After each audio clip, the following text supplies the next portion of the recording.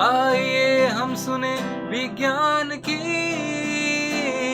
अनकही कहानियाँ। आइए हम सुने विज्ञान की अनसुनी कहानियाँ। एक नई दुनिया की आवाज़ आपकी आवाज़, विज्ञान की आवाज़, की आवाज़। Celebrating Azadi Ka Amrit Mahotsav, we bring you all a podcast series on STEM popularization. That is, science, technology, engineering, mathematics, and medicine. Supported and catalyzed by the National Council for Science and Technology Communication, the Government of India. Program is produced by Media for Community Foundation. Creative content and technical support is given by Farzeen Sultan. एक नई दुनिया की आवाज़ आपकी आवाज़, विज्ञान की आवाज़, की आवाज़, की आवाज़। नमस्कार दोस्तों, कोविड के आउटब्रेक के बाद से ही दुनिया के हर शख्स ने साइंस की इस फील्ड के बारे में जाना है, जिसमें infection, causal agents, symptoms, viruses और सबसे ज़्यादा इम्पॉर्टेंट इम्यूनिटी के बारे में भी जाना है। जी हाँ, ये वही इम्यूनिटी है जिसकी चर्चा उस पूरे कोविड काल के दौरान हुई थी। पर क्या आप जानते हैं कि आखिर ये इम्यूनिटी है क्या और अलग अलग व्यक्तियों में ये इतनी ज़्यादा डिफर क्यों करती है? इम्यूनिटी का हिंदी में मतलब होता है रोग प्रतिरोधक क्षमता, जिसका मतलब आप समझ सकते हैं इसके नाम से ही, यानी हमारे शरीर के किसी भी प्रकार के रोग या फिर कीटाणु से लड़ने की क्षमता। पर अब सवाल आता है कि इस क्षमता की स्टडी करी कैसी जाती है। इसी जिज्ञासा को समझाने और सरल बनाने के लिए आज हमारे साथ जुड़ रहे हैं senior scientist as well as director of National institute of Immunology, doctor Debashish Mohanty. NII यानी राष्ट्रीय प्रतिरक्षा विज्ञान संस्था भारत का एक प्रतिष्ठित स्वायत्त अनुसंधान संस्थान है जो प्रतिरक्षा विज्ञान के क्षेत्र में बेहतरीन कार्य कर रहा है। ये संस्थान नई दिल्ली में स्थित है और department of biotech government of India के अधीन कार्य करता है। NII का मुख्य उद्देश्य प्रतिरक्षा प्रणाली विभिन्न पहलुओं पर गहन शोध करना है, जिसमें संक्रमण, प्रतिरक्षा विकार और कैंसर जैसी बीमारियों के खिलाफ शरीर की रक्षा तंत्र को समझना शामिल है। यहाँ वैज्ञानिक एडवांस टेक्निक और मशीन्स का उपयोग करके प्रतिरक्षा प्रतिक्रियाओं के मॉलिक्यूलर और सेलुलर बेसिस का अध्ययन करते हैं। NII के रिसर्चर्स ने वैक्सीन प्रिकॉशन के विकास में महत्वपूर्ण योगदान दिया है। यह संस्थान युवा वैज्ञानिकों को प्रशिक्षित करने और उन्हें प्रतिरक्षा विज्ञान के क्षेत्र में करियर बनाने के लिए प्रेरित करने का भी काम करता है। NII न केवल राष्ट्रीय स्तर पर बल्कि अंतर्राष्ट्रीय स्तर पर भी प्रतिरक्षा विज्ञान के क्षेत्र में अपने कार्यों के लिए जाना जाता है। तो आइए जानते हैं NII के बारे में थोड़ा और विस्तार से डॉक्टर मोहंती सर से। सबसे पहले जानेंगे NII यानी नेशनल इंस्टीट्यूट ऑफ इम्यूनोलॉजी के बारे में प्रोफेसर डॉक्टर मोहंते से। I am Devashish Mohanty. I did a PhD in molecular biophysics from Indian Institute of Science in 1995 and I became director of this institute in 2022. ये national institute of immunology department of biotechnology का पहला autonomous institute है। ये society 1981 में setup हुआ था, जो even department of biotechnology बनने से पहले सोसाइटी बना था। एंड फिर बाद में इस कैंपस में हम 1986 में आया, तब तक DBT बन गया था। उस टाइम देश में हमारा leprosy was a major problem, उसके लिए वैक्सीन का ज़रूरत था। तो इसके हमारे जो फाउंडर डायरेक्टर प्रोफेसर GP तलवार थे, वो एम्स से आए थे। उनका ही was expert in immunology, he want to set up make vaccine in India. He successfully made a leprosy vaccine in India, but and it was being sold by Cadila and it had gone into the government programs also.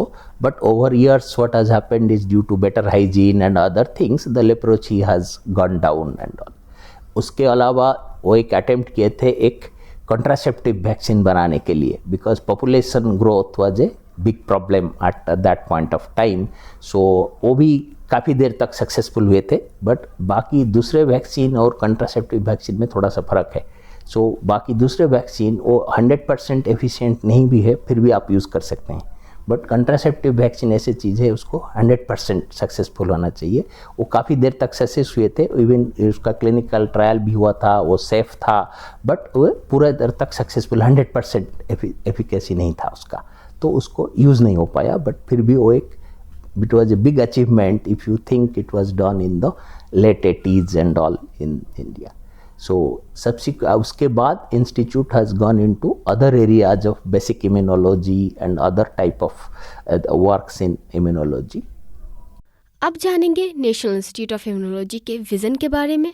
So national institute of immunology obviously रोग जो आपका जो प्रतिरक्षा विज्ञान या जो immunology जिसको English में बोलते हैं वो है, तो काफ़ी इन्फेक्शियस डिजीज़ के लिए तो ड्रग को छोड़ के हमारे बॉडी अपने आप को प्रिपेयर कर सके। सो उसका जो बेसिक अंडरस्टैंडिंग के लिए तो that is the main goal of National institute of Immunology, how to understand fundamentals of immunology and how to apply it to fight infectious diseases और develop vaccines. Other than vaccines दो और जो दूसरे area है immunology में, आपको disease biology, आपको सारे टाइप का डिजीज़ का फंडामेंटल बेसिस जिसे मॉलिक्यूलर बेसिस समझना है, उसमें काफ़ी एडवांस टेक्निक्स का यूज होता है। जीनोमिक्स होता है, प्रोटियोमिक्स होता है, जेनेटिक्स होता है, स्ट्रक्चरल बायोलॉजी होता है। तो इसमें हमारे इंस्टीट्यूट में शायद 1/3 of the scientist would be working on infection and immunology. There will be another 1/3 of working on disease biology, cancer biology, cell signalling, बाकी रिलेटेड एरिया में। और ये सारे रिसर्च में कुछ हाई एंड टेक्निक्स का यूज होता है, जैसे प्रोटीन स्ट्रक्चर डिटर्मिनेशन, स्ट्रक्चर जानने के लिए आपको एक्सरे क्रिस्टलोग्राफी करना पड़ता है, न्यूक्लियर मैग्नेटिक रेजोनेंस स्पेक्ट्रोस्कोपी करना पड़ता है। और आजकल जो बायोलॉजी में कंप्यूटेशन का काफ़ी एप्लीकेशन है, AIML का एप्लीकेशन है। So computational biology, the scientist who work in computational biology, ये सब एडवांस टेक्निक्स का यूज़ करते हैं। तो हम ये सारे लोग एक साथ मिल के we try to solve a problem which with related to a disease in the country. अब जानेंगे नेशनल इंस्टीट्यूट ऑफ इम्यूनोलॉजी के कुछ स्पेसिफिक रिसर्च और प्रोजेक्ट के बारे में। मैंने जो पहले बताया, जो एक लेप्रोसी वैक्सीन हो तो बहुत पुराने टाइम पे एक काम हुआ था। जो अभी जो आप देखेंगे ट्यूबरकुलोसिस में इस हमारे इंस्टीट्यूट से काफ़ी अच्छा काम हुआ है। New drug targets have been identified and new like how the bacteria evades drug, how the bacteria का सेल वॉल कैसे है, उसको कैसे टारगेट किया जाता है, उसके ऊपर काम हुआ है। और एक one of our scientist using structural biology to find a new drug targets, because TB के लिए काफ़ी ड्रग्स है, बट बैक्टीरिया अपने आप को म्यूटेट कर लेता है और ड्रग रेजिस्टेंस आ जाता है, तो आपको नया टारगेट आइडेंटिफाई करना पड़ेगा। तो one of our research group is working on histidine biosynthetic pathway, इसको यूज़ करके आप कैसे ड्रग बना सकते हैं। ठीक है, तो आपको एनी ड्रग बनाने के लिए आपको ऐसे प्रोटीन को ड्रग टारगेट कैसे चूज़ करना है जो ह्यूमन में, लाइक बॉडी में ह्यूमन में वो प्रोटीन नहीं होना चाहिए। अगर ह्यूमन में वो प्रोटीन है, आपका टॉक्सिसिटी आ जाएगा। ड्रग बैक्टीरिया को टारगेट करने से वजह ह्यूमन प्रोटीन को टारगेट करेगा। तो हिस्टिडिन एक ऐसे अमीनो एसिड है, तो हम उसको नहीं बनाते हैं। तो histidine biosynthetic enzyme humans do not have, ये सिर्फ बैक्टीरिया में है। तो उस आइडिया को यूज़ करके एक रिसर्च ग्रुप है वो टीबी ड्रग बनाने के लिए कोशिश कर रहा है। और भी टीबी का ड्रग रेजिस्टेंस के बारे में और इसके जो सेल सिग्नलिंग होता है टीबी में, इसके ऊपर जो हमारे डॉक्टर विनय नंदीकुरी व अनदर साइंटिस्ट, अभी वो CCMB के डायरेक्टर हैं, वो उससे टीबी के ड्रग रेजिस्टेंस के ऊपर काफ़ी काम किए हैं। डॉक्टर राजेश गोखले जो अभी DBT सेक्रेटरी हैं, वो भी इधर साइंटिस्ट थे, वो भी ट्यूबरकुलोसिस के ऊपर सेल वॉल बायोसिंथेसिस एंड उसके ऊपर काफ़ी काम किए हैं। और मलेरिया में हमें 2 एक्टिव रिसर्च ग्रुप है, वो मलेरिया में ड्रग डिस्कवरी और न्यू टारगेट्स और एंड डॉक्टर आगम सिंह, उनके ग्रुप मलेरिया वैक्सीन बनाने के लिए कोशिश कर रहा है। That is malaria is another area. Cancer biology में भी हमारे पास काफ़ी एक्टिव रिसर्च ग्रुप हैं। some very good papers have been published in the area of cancer biology. And इसको छोड़ के अभी आपके जो कोविड वैक्सीन में some of the work was done one of our research lab, Dr. Nimesh Gupta, this nasal vaccine जो market में आया था उसके लिए कुछ टी सेल असेज वो जो भारत बायोटेक उनके लैब के साथ कोलैबोरेशन में किया था। तो ये कुछ अचीवमेंट्स है जो है। बाकी जो आप टॉप जर्नल्स के पब्लिकेशन देखेंगे डिफरेंट एरियाज में हमारा पब्लिकेशंस जरूर होगा। नेशनल इंस्टीट्यूट ऑफ इम्यूनोलॉजी का फ्यूचर मिशन क्या है, आइए जानते हैं। हाँ, सो अभी ये जैसे आप सुनिए NII पहले वाज एक वैक्सीन बनाने के टारगेट पे आया था, ठीक है। बट जब हम वैक्सीन बनाने लगे उस टाइम जो भी साइंटिस्ट थे जो बना रहे थे उनको पता चला कि अच्छे वैक्सीन बनाने के लिए हमका अच्छा समझ होना चाहिए बायोलॉजिकल प्रोसेसेस का। So the research move towards fundamental research in immunology, disease biology और मॉडर्न बायोलॉजिकल साइंसेस। सो अभी जो हुआ है we have good expertise, we are publishing good papers in fundamental research, but finally इसको it has to be applied to solve a problem for the common man. Okay, so इसलिए अभी जो हमारा एम्फासिस है तो हम इस डायरेक्शन में कैसे जा सकते हैं। इसमें एक रिसर्च ग्रुप सब इसमें काम नहीं कर सकता है। ऐसे कोई वैक्सीन बनाना है, कोई न्यू चीज़ बनाना है, उसमें मल्टीडिसिप्लिनरी रिसर्च का ज़रूरत होता है। 4-5 रिसर्च ग्रुप डिफरेंट प्लेसेस है वो काम कर सकते हैं। तो इस डायरेक्शन में जो डिपार्टमेंट ऑफ बायोटेक्नोलॉजी अभी biotech research innovation council setup किया है। सो DBT का जो 15 रिसर्च इंस्टीट्यूट थे वो सब अलग अलग काम करते थे, अभी सारे ब्रिक के अंडर सब एक साथ मिलके काम करेंगे। जैसे मेरे रिसर्च के साथ NCCS जो पुणे में है उनके कोई साइंटिस्ट है, उनका एक्सपर्टाइज हमारा एक्सपर्टाइज से मिलने से हम कुछ ज़्यादा कर पाते हैं, तब हम ऐसे कोलैबोरेटिव प्रोजेक्ट, नेटवर्क प्रोजेक्ट बनाएंगे। तो उस एरिया में काफ़ी काम चल रहा है। तो हम काफ़ी नेटवर्क प्रोजेक्ट जो शुरू किए हैं, एक प्रोजेक्ट शुरू किए हैं कि ह्यूमन इम्यूनोलॉजी प्रोग्राम। सो जैसे आपने सुना होगा हमारा 10,000 जीनोम प्रोजेक्ट DBT ने दिया, सारे कंट्री का जीनोमिक प्रोफाइल करने के लिए 10,000 जीनोम। सो जैसे जीनोमिक प्रोफाइल होता है सो आपके इम्यूनोम या इम्यूनोलॉजिकल प्रोफाइल का भी ज़रूरत होता है, क्योंकि कुछ वैक्सीन आया है वो US में काम करता है और इंडिया में एक ग्रुप के ऊपर काम करता है, दूसरे ग्रुप के ऊपर काम नहीं करता है। तो ये क्यों नहीं करता है, इसको समझने के लिए आपका इम्यून प्रोफाइल चाहिए। उनका जीनोम में भी सिमिलर बट उनका इम्यून सिस्टम इज़ डिफरेंट। तो उस डायरेक्शन में वो है यार, वहाँ पे कुछ एडवांस टेक्निक्स आया है।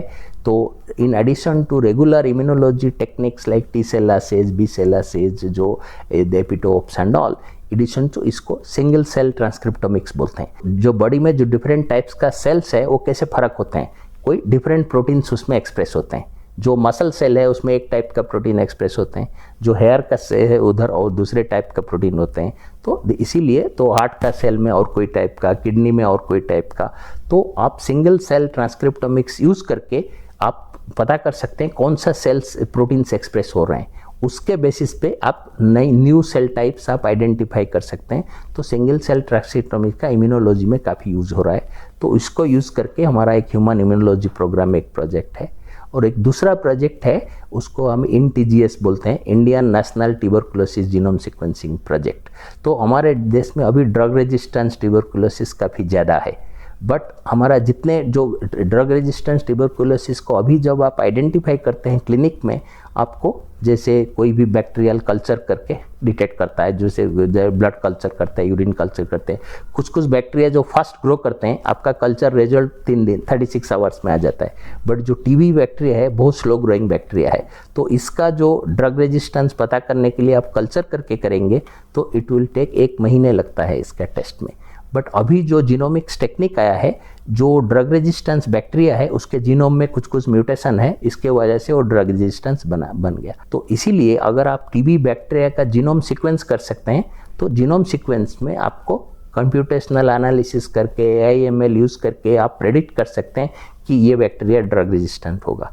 तब उसका ट्रीटमेंट और जल्दी शुरू हो सकता है। जो आपका 1 महीना 2 महीना लगता था, आप विदिन 3-4 डेज वीक ये कर सकते। तो इस आइडिया के साथ द गवर्नमेंट का एक प्रोजेक्ट है INTGS में, जिसमें NII is the coordinate institute, but ICG भी है, CCM भी है, NIBMG है, मैनी क्लिनिकल सेंटर्स है, जिपमर है, PGI चंडीगढ़ है। तो जिस वहाँ से TB का सैंपल्स आते हैं तो ICGB में उसमें DNA आइसोलेट होता है और उसका जीनोम सीक्वेंसिंग करके we are working on that project. So we will be able to make some predictions by using what को जीनोटिपिक DST बोलते हैं, it is not a phenotypic DST जो कल्चर करके ये करते हैं, इसमें जीनोटिपिक DST में आप ड्रग रेजिस्टेंस प्रेडिक्ट कर सकते हैं। That is one of the major project. और एक प्रोजेक्ट है जिसमें हम काम कर रहे हैं, जैसे नॉर्थ ईस्ट या इंडियन ट्रेडिशनल मेडिसिन का काफ़ी इन्फॉर्मेशन है कि ये काम कर रहा है, but it is a folk knowledge. Over years people know that yes, this drug this पत्ता जो this is some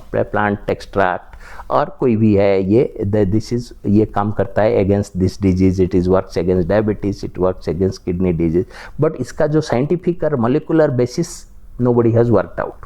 So now we have here animal models, we have all types of advanced research laboratory, so we can actually work on that to find out ये क्यों काम कर रहा है, इसका molecular basis क्या है, इसमें कोई एक्टिव कंपाउंड क्या है। जैसे आपने सुना होगा जो आर्टेमिसिन जो मलेरिया ड्रग है वो चाइनीज़ ट्रेडिशनल मेडिसिन से आया है, तो पहले उसको वो हर्ब को लोग यूज़ करते थे बट उनको पता नहीं था ये क्यों काम कर रहा है, बट वो रिसर्च करने के बाद पता चला कि इसमें एक कंपाउंड है artemisinin which is anti malarial, it kills the malarial parasite. तो एक प्रोजेक्ट हम IBSD Institute of Bio Resource and Sustainable Development के साथ लिया है, जिनके साथ हम कोलैबोरेशन करके काम कर रहे हैं वहाँ पे to understand molecular basis of many traditional medicine. अब जानेंगे नेशनल इंस्टीट्यूट ऑफ इम्यूनोलॉजी के अवार्ड्स और अचीवमेंट्स के बारे में। आप जैसे देखेंगे जो इंस्टीट्यूट का अवार्ड्स ऐसे हमारे कंट्री में कम होता है, जो इंस्टीट्यूट का ये मिलता है, बट इंडिविजुअल साइंटिस्ट का रिकॉग्निशन और होता है। जैसे हमारे इंस्टीट्यूट में देखेंगे 7 to 8 scientist would have got Bhatt Shanti Swarup Bhatnagar Award, which is the one of the most prestigious award.